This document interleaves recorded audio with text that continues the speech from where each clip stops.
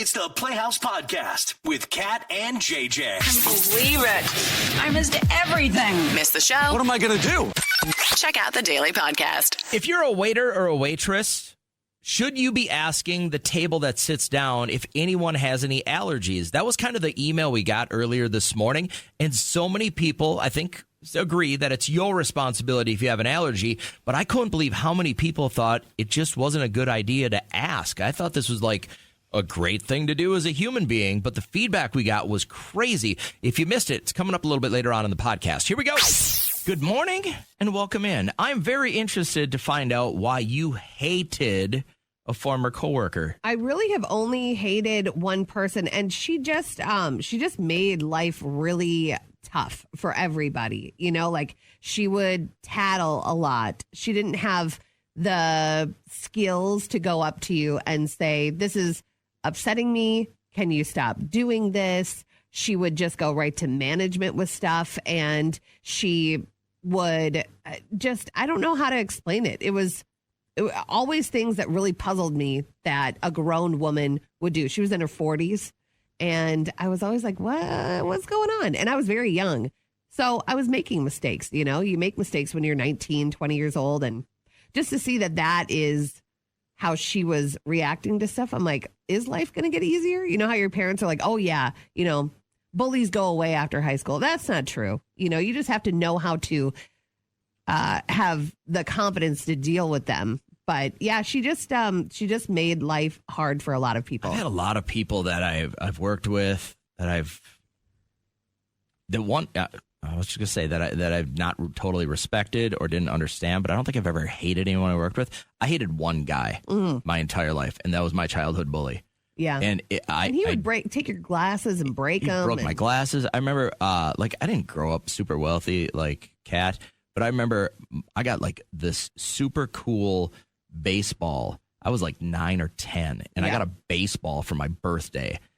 And because I think my parents had ordered it or they got it from somebody, but it was an actual Major League Baseball. Like it had the Major League stamp on it and stuff like that. I hate this story. And so and we were playing baseball at the church. Yeah, we're playing, and this kid comes by and he goes, "Oh, let me see that."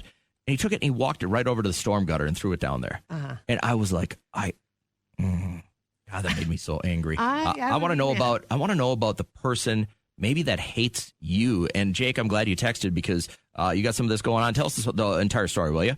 My coworker was just like talking trash about me because like it was raining, and so just like when I was on my way to work, I apparently like I drove past him when I was like trying to change a flat tire like in the soaking rain. I'm like, bro, like I went up to him, I was like, dude, I didn't even know that was you at the time. Like, yeah, I looked like you, but dude, you kind of like, I don't know. A lot of people look like you. So let me get this right. You're going to work. You see somebody on the road. It's raining. They got a flat tire. You bust past them. And now you get to work and he's dogging you out to everybody else because you didn't stop and help. Are you sure you didn't know it was him? You knew it was him for sure, didn't you? Like 90% sure it was not him. Why didn't you stop? Like, come on, dude. He drives like such a bland car. It's like a blue Toyota Corolla. I see those things on the road all the time. Like, how am I supposed to know that's your Toyota Corolla, bro? So what kind of stuff is he saying to other coworkers? He's just like basically just like saying that like, you know, I'm not a team player and I haven't been a team player. Yeah. And this is like proof beyond the reasonable doubt. You know, I'm never willing to like pause from my work to help him out with his stuff. And it's like, dude, just because like you're bad at this doesn't mean like you get to throw me under the bus. For just like, I'm doing my basic needs. I clock it at 9. I'm out at 5 o'clock. You're that Amazon worker that let that house go up in flames. You're the one that's like, yeah, I don't get paid enough to care. I guarantee you say that on a daily basis. Well, it's simple enough, dude. I mean, like they bring me in, you know, you pay me enough. You pay me for these hours. So I agree to come in for these hours, and that's when I'll work. How can you be surprised then when he's dogging you out to everybody? Like this is, I mean, do you care? Yeah, I care because like there's a lot of like a hot tail walking around his office. There it is. Enough of that. Thank you. I appreciate it. Hi, Alex. How you doing today? Good. How are you guys? Good. You're hated at your workplace. Well, yeah, I'd be surprised they didn't hate me, but I think the feeling is mutual. Why do you hate somebody? And don't say where you work. Oh, no, I was not planning on it. They just kind of are one of those people that can't ever be happy, you know, and they don't like it that you're happy. Oh. Okay. You know, they've been working there for a very long time, and I've been there only a couple years, and they all the time, you know, it's a retail place. So, you know, you're supposed to be kind of, you know, personable. Sure, that helps.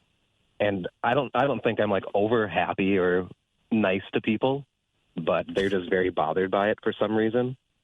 Okay. And it's just, you know, and they're very outspoken about it and how much they don't like their job. And So do they want you, whenever a customer comes in, to be over the top? Hello, welcome. What can I do for you? And that's just not your temperament.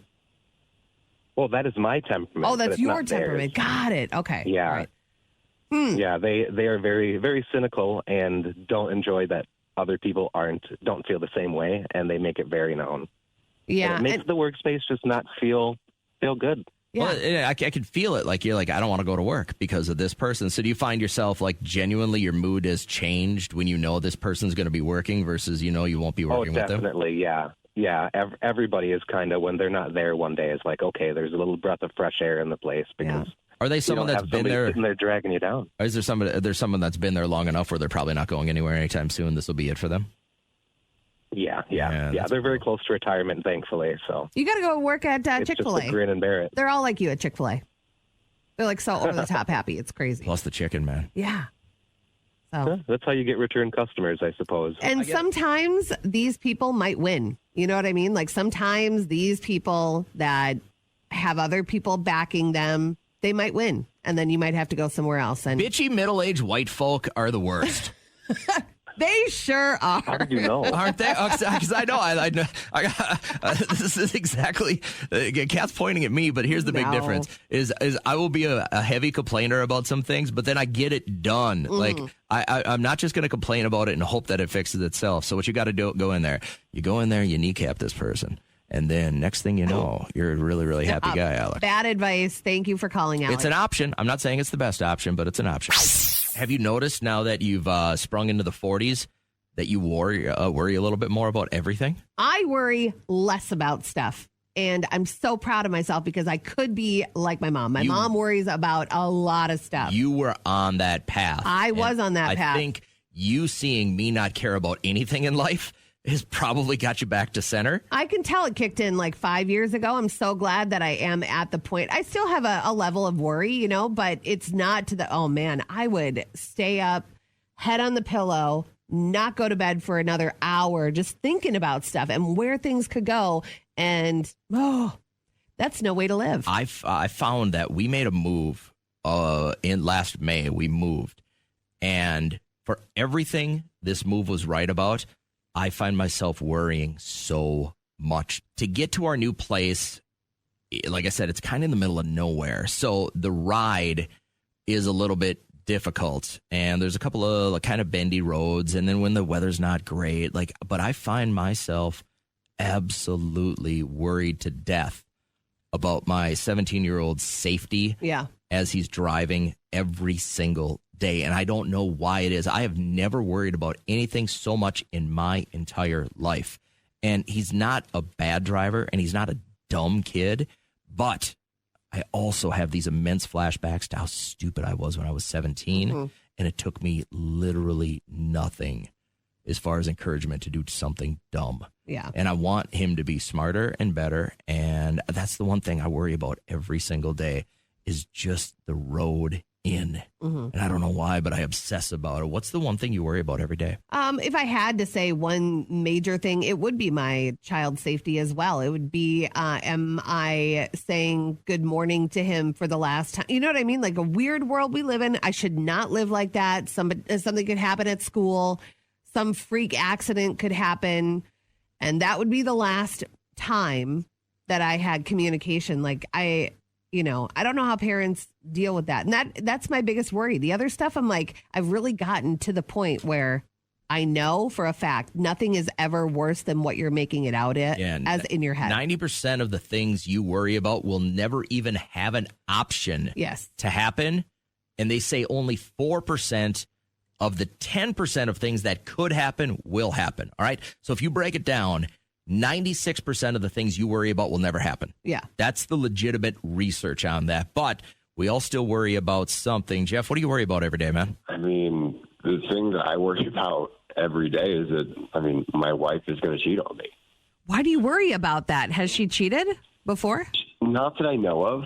I mean, we've only been married a year, but she's such a big flirt, and I thought it would just kind of go away over time, but honestly, it just feels like it's gotten worse. And she'll do it right in front of me, which is guys that she meets, and I don't know.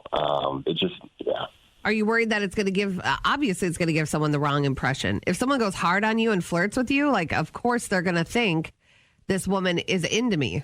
Exactly, and I don't know if when she leaves the house, she's taken off her ring or what. Like, I don't know how she's really flirting when I'm not around. I see what she does in front of me, and that has me nervous. Like, what's going on when I'm not there? I can get that. Almost all the texts we're getting, money. People worry about money.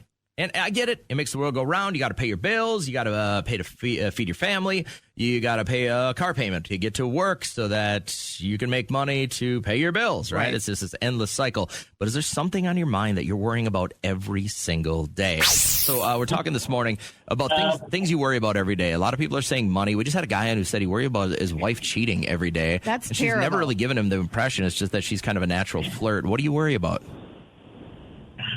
Now it's money, but usually when I start a new job, I stress about that for the first 3 or 4 months. Yeah. What do you mean you stress about it? Like you're doing a good enough job, or that you're going to be? Yeah, I've had it where I've asked about my performance, and everybody tells me I'm doing well, and then I got fired one time for poor performance. But everybody was telling me I was doing just fine. So you've got fired PTSD. It's kind of, yeah. How often are you starting? How often are you starting new jobs? I haven't started a new job in almost 19 years. 3-4 years. Every 3-4 years? Okay. So in a couple of years, you'll be how far into this job? Probably 2.5. So I'm doing good. No, I really like what I do now. So if I'm doing good. I don't stress about it, but I have asked hey, am I doing okay? And the bosses always tell me you're doing great, so keep up the same. Keep up the work. So. It's weird to get that feedback after you ask for it. Now, I think what's really, really healthy, if you're in a position of management, is that you give that feedback without being asked. You know what I mean? Because then I think that kind of will level out your PTSD of getting canned. Yeah. Yeah. That would be weird to be told you're doing an amazing job at work, and then you get fired for poor quality of work, which is on them. They shouldn't lead you astray. They should fix it. Like, this is not what we want you to do. You have to do it better. So that stinks. It wasn't the best place to work anyway, but I won't mention any names. Blessing in disguise. It wasn't. Yeah. And how long ago was this, Josh? 4 years ago, maybe. All right, and then you add on the 2 years now, and it's how far away from that? 6 to 7. 6 to 7. You're the worst. Thanks, bud. Have a great morning. Get off my phone line. We've got email. All right, so this came from Melissa yesterday and Alyssa yesterday, and I wanted to get to it. It's a good question. Hey, guys, quick question. I'm 22, just started serving. I've never done it before. I'm working for a chain restaurant in town and wonder if this is a thing. My manager was training me and told me not to ask if anybody had allergies. He said that it slows things down and complicates everything. Whoa. I have brothers, though, that are very allergic to a lot of things, so I know how important it is to ask those questions. Whose job is it to bring it up? I feel like at the end of ordering, I should at least say, anybody have allergies? It just doesn't feel right. So that's the question from Melissa. Think about the last time you went out to dinner. Did anybody ask you at your table? They don't ever. I don't think I've ever had that asked to me. I think it's your, as the patron, I think it's your responsibility. I know that my friend, and it's Liam's best friend, has an allergy to shrimp and sunflower seeds. And so if we go somewhere and there's like deep fried shrimp, there could be cross-contamination. So he doesn't get French fries. He'll get like whatever, a side Sunflower of fruit. seeds during the baseball season is 3/4 of my Well, he diet. doesn't play baseball. So he's well, like, then he's it's fine. It's easy to avoid those things. But those are questions that I have to remember to ask. And really nothing that Liam orders has cashews in it. And that's what he's allergic to. But when I was a server, I never ask that. I know as you got older, you're not a fan of nuts, but is anybody else in your family got a nut allergy? Yeah, I just like cashews for Liam. Yeah, but I mean, other than him. Oh, no. Mm-mm. That's weird that he got it then, huh? Yeah, it is weird. It's he is not allergic to anything but that and cats, and so he's not eating cats anymore. So that's that good for you guys. I like to see you expand your horizons. Right. So if you're a server, like, is that something that is on top of your mind, or do you think that it's whoever is eating there, it's their responsibility to bring it up? I would think the latter. I don't think it's yours. And I think he's right about the whole kind of complicating and making your experience with them a little bit longer. What if it saves someone's life, though? That's where I go to. Like, I have no problem with a waiter or waitress going, by the way, any allergies? Like, you're looking out for me. I would probably even tip you more. Well, if you have a shellfish allergy, you are very heightened to ordering. I'm sure you are, but it's somebody else being nice and looking out for your well-being. They don't want you to actually take a misstep by accident and die. To me, it does sound like it would take up a little bit of time. How much? You opened up that can of worms, like, hey, does anybody have any? Actually, I do, and I developed it when I was later. Well, then I would go, hey, and by the way, look on this menu. This and this is something you're probably going to want to stay away from. But they're all noted on there, and that's where, like, a restaurant will get out of any lawsuit. It's like you didn't see all of the allergens. You read your CVS receipt at the bottom. What? Do you read your entire CVS receipt? What would I be reading it for? I don't know, just in case there's something on there that would hurt you. You're going to sue. This is ridiculous. I would always ask if somebody has an allergy. If you were a server today, you'd take the order and then at the end say, all right, I'll be right back with your appetizer.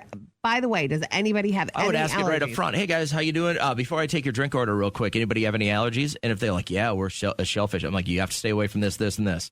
They should know by now, though, Like, they should know by now. The only way that I could see that this would be beneficial is if somebody has a child with them that isn't theirs. And if you ask that question, then they can turn to that child and say, hey, do you have any allergies? I didn't even know. That would be the only thing that I would see being I think this is a strong human move. I want to get your thoughts on this, though, real quick. If you're in this world, you're waiting on people, you're whether it's even serving drinks or food, do you actually ask or should you be? Think about waking up Thursday morning, joining our dopey little live show, and ending up over $50,000 richer. So we got a chance for you to grab $50,000 if you're here at about 8:20. And just before that, at 7:07, you've got a shot at putting $1,000 in your pocket with our secret sound. So lots of opportunities to cash in. We'll do that Thursday morning as we wrap up the podcast right now. All right, so you want to break this down real quick from Melissa. If you're in the food service industry, this is probably something I want to hear about you from. So she said she's 22 and she just started serving. I've never done it before. I'm working for a chain restaurant here in town. Wonder if this is a thing. My manager training me told me not to ask if anybody had allergies. He said it slows things down, complicates everything. I have brothers that are very allergic to things. Whose job is it to bring it up? I feel like at the end of ordering, I should at least say, like, anybody have any allergies? It just doesn't feel right. So let's help Alyssa out. I think we can all agree that it is if you have the allergy, it's your responsibility. But I just don't feel like this is a bad thing. Barbara, your thoughts on this?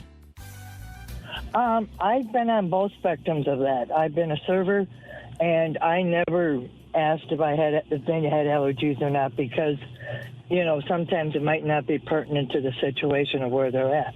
But with that being said, I am allergic to tomatoes and some kind of spices. So when I go out, I let them know, hey, this is what I'm allergic to. I can't have this, this, or this. So, but you wouldn't find it a problem if your server started by saying, oh, hey, guys, welcome in. I'll get you waters in a second. Anybody got any allergies? That wouldn't be a problem with you, would it? I think it would be a little bit intrusive. Really? Because if I'm going to that restaurant, I should know what they serve, how they serve it. Yeah. Because if I would know, okay, well, this is what they have. I can't have much of this. So, either go to a different restaurant or, order something that you can have. I don't think I'd use the word intrusive. I think that it's just one thing that you just have to say no. Like, do you have any allergies? No, thank you. All right, perfect. I'll get that order in for you right away. But I don't think that it's her responsibility to do it. For sure, responsibility lies on you, what you're going to put in your body. Hey, Barb, I really appreciate your call. Thank you so much. I got time for one more real quick. Raquel, good morning. How are you? Good. How about you? Good. You said you have been a server, but did you say that when we were just kind of talking off the air that you have a child with an allergy now? Yeah, my son's allergic to peanuts severely. And my big thing is servers should know, like, what kind of oil is being used at any of the restaurants that they work at. Yep. Because I've had it where I'll be like, my son likes fries, but what kind of oil do you use? And they're like, oh, we don't know. Or I think it might be this. But I'm like, can you double check? Right. Because working in the industry, you've heard so many stories of somebody saying, hey, I'm allergic to this, but the server doesn't look at the ingredients. And then that person has a reaction or could die. Yeah. Mm-hmm. And my son is somebody who could die if somebody says, oh, yeah, we use canola oil and they use actual peanut oil. Luckily, we always have EpiPens with. Well, and when you're working for $6 an hour plus tips, and you probably hate your manager, and you just got called in because somebody else was hungover, you're not really thinking of everyone else's well-being. I think if it's a question like that, I would ask the manager over the server real quick. Like if I were about to be seated, I would say, this is really important. Super quick question before we dine is this, and then you can sit there and look at the menu without wondering. But exactly. How old is your son right now? He's a little over 2. I mean, so you got to be completely looking out for his well-being. Like by the time he's 10 or 11 and stuff like that, he'll do a better job on his own. But yeah, I mean, you're his only gate there. Yeah. I got it. Sure. All right. Hey, thanks for your thoughts on this. I really appreciate it. Hope you have a great morning. I saw this list a teacher has posted right as you walk into her room. It's going pretty viral lately. Of all the words that she keeps adding to it. She just puts another piece of tag board up there. All of these words are banned from her classroom. She's clearly going through a little midlife thing, and she doesn't want her middle school kids saying certain words. And it started with Riz and Ohio and skibbity toilet and all this stuff. I saw the list, and a part of me is like, yes, it's so annoying when they talk like that, but it's how they talk right now. It's like, I don't know if there's really any sense to making them stop doing it. It'll phase itself out like most things. If you were to flash back to you in middle school, what do you think your teachers hated? We didn't You did. Do a ton of stuff that I don't know. I think we were obsessed with passing notes. We were obsessed with these little the hand things that look like fortune cookies, and then playing games like that. But I don't think we had our own lingo or language. My teachers, there was a stretch, and I'm sure everybody's got a little different middle school language, and it was mostly the girls. Man, it was the cool girls. That would go, you'd say something, they'd go, nadoy. Nadoy, for sure. And I remember teachers, especially our older male teachers. Yeah. Stop! Oh. Don't want to hear that anymore. And then under their breath, they'd be like, nadoy. Yeah. That'd be interesting to ask teachers, every single, decade of their career, what really got their goat. So I wouldn't consider myself a victim in any way in life. This is the only thing that I feel like I'm a victim of, just this nonsensical stuff with Liam. Do you have my computer turned up? Yeah. So this is what he says. And if your middle schooler does the 6'7", it's too much for me to handle. Lindsay, how tall are you? Oh, I'm 6 foot. 6'7". No, I'm not 6'7". Yo, Mr. Lindsay, what's 9 times 7? Well, 9 times 7 is 60. 6'7". Okay. I don't get it. What am I missing? Don't even look at me. Don't even ask me. I have no freaking idea. What am I missing there? Let's say we're looking at a menu. Let's say yesterday at the Mexican joint we went to, and there are 6 taquitos that come on a plate, and Liam goes 6'7". You have to follow a 6 up with a 7.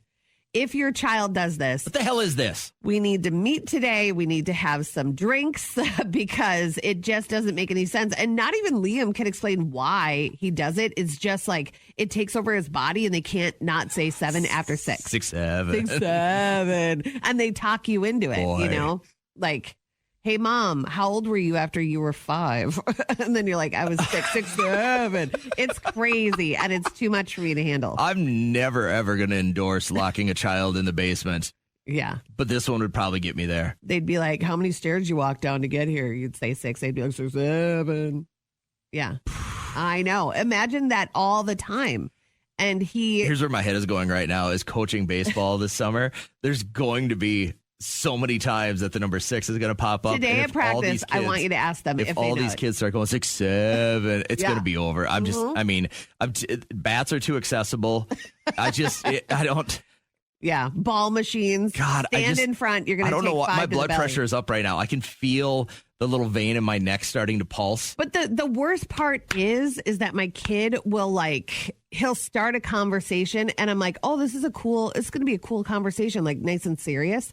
And then it is all leading up to a 6, 7. He's just goating you in. Yes. Playing the long game. It's awful. Trisha had texted in. I would call real quick, but I can't. But when my son says what?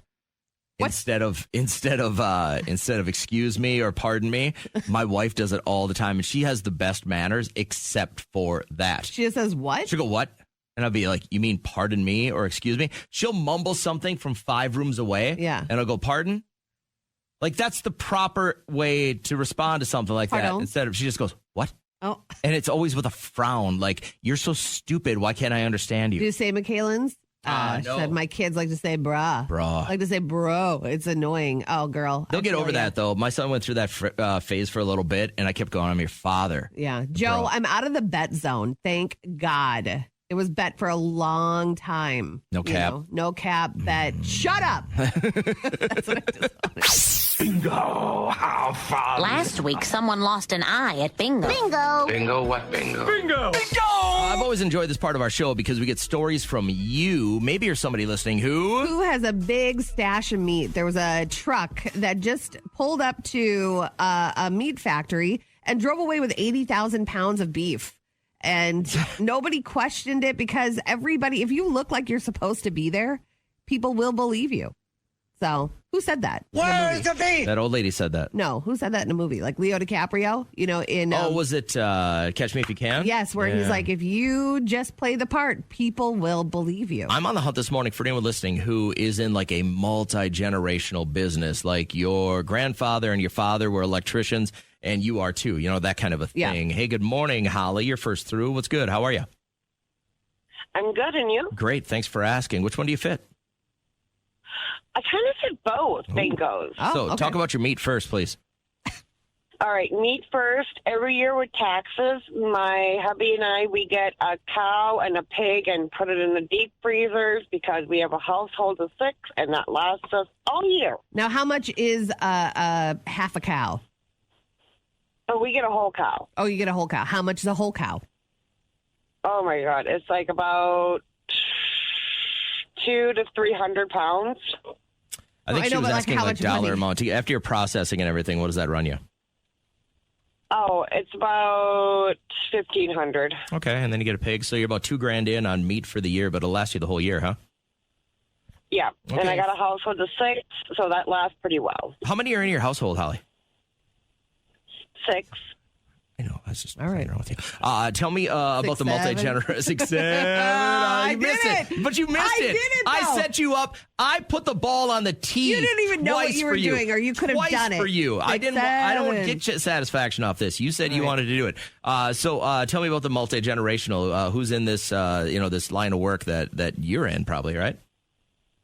Nope, it's my husband. Okay. It's a machinist. My husband's great-grandpa, grandpa, and father, uncles have all been machinists, and they all have the same great-grandpa's tools and everything else. Oh, So, that's cute. Yeah, a CNC machinist. How about your kiddos? Will they follow up in this?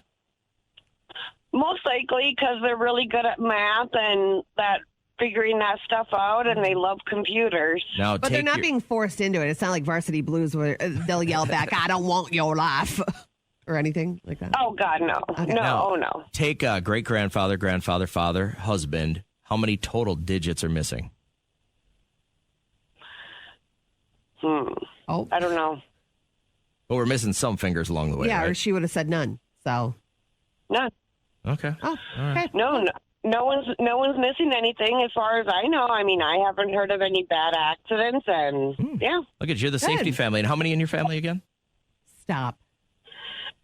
Don't say it. A lot. Okay. Say it. Say it, Holly. How many? Which family? My family, Yeah, you- He just wants biologically you at to home? say Your family. 6. How He many just people wants you to in your say household? A lot. You're killing Don't me. make her say Have a it. great morning. I appreciate you calling. Good morning, Emily. How you doing today? I'm good. I'm good. Good. How many people are in Holly's household? I don't get the joke, but 6. 6, 7. Yeah. It's not a joke. It doesn't make any sense. Kids that are 12 are saying it. It drives me crazy. So Which one do you fit, Emily? We have 2 deep freezers full of meat in our house. Yeah, so my in-laws are farmers, like beef farmers. So. Okay, so it's primarily beef, or you got some chicken in there, you got some lamb?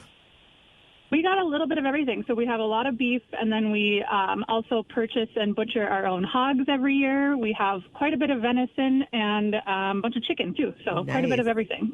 If you find yourself with extra maple venison sausage, you know who to contact, okay? Do you ever get nervous Perfect. Yeah. when you see the bottom of the freezer? Do you start getting in panic mode? You're like, oh my God, oh my God, oh my God. A little bit. I have not bought a package of ground beef since I met my husband 14 years ago. So I've never had to run into that. But sometimes when we get low, it is a little nerve-wracking. Yeah. So safe to say you married him for his meat. Yes. The sausage. I love Have that you ever you're... had a vegetarian over and you're like, hey, can you go grab the ice cream from the deep freezer? They're like, don't. Scare them. Yeah. They're never coming back. Yeah. You're the best. Thanks, Emily. I appreciate your call this morning. I hope you have a great morning. We're going to do a triple bingo this morning. Hi, Barb. How are you? I'm doing good. How are you? Good. What's the number after 5? 6. 6, 7. All right. Which one do you fit, Barb? I said cat. All right. You got a bunch of my meat, daughter too. does. Look at all these meat lovers. All right. How much does she have?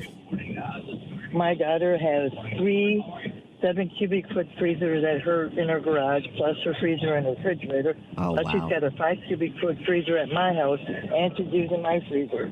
I would be so nervous. That's a lot of money. I would be very nervous about power going out, everything thawing out. I'd have to call the neighbors, come grab some meat. So why so much? Why is she hoarding all this meat? Does she have a big family?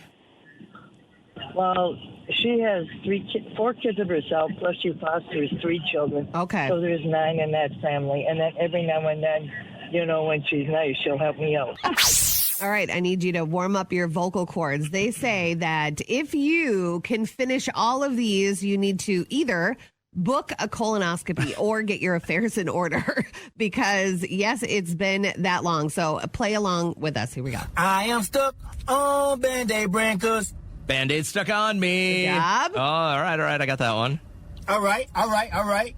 Kiss a little longer, make it last a little longer. Give your breath long-lasting freshness. With Big Red. Cool. Okay, what about this one? Give me a break. Break me off a piece of that Kit Kat bar. That's what I'm talking about right Nice. there.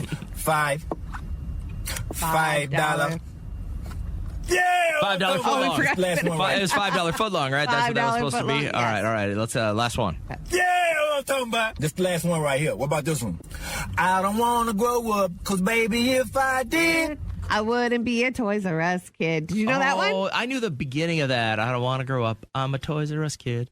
There's a million toys at Toys R Us that I can play with. Oh. Bikes and trains and video games. It's the biggest toy store there is. When you grew up a rich kid, you know the Toys R Us jingle. I know. Otherwise, I knew the Matt's nickel and dime in Belle Plaine jingle. I'm trying to think of what other You iconic always make commercials. yourself into a victim.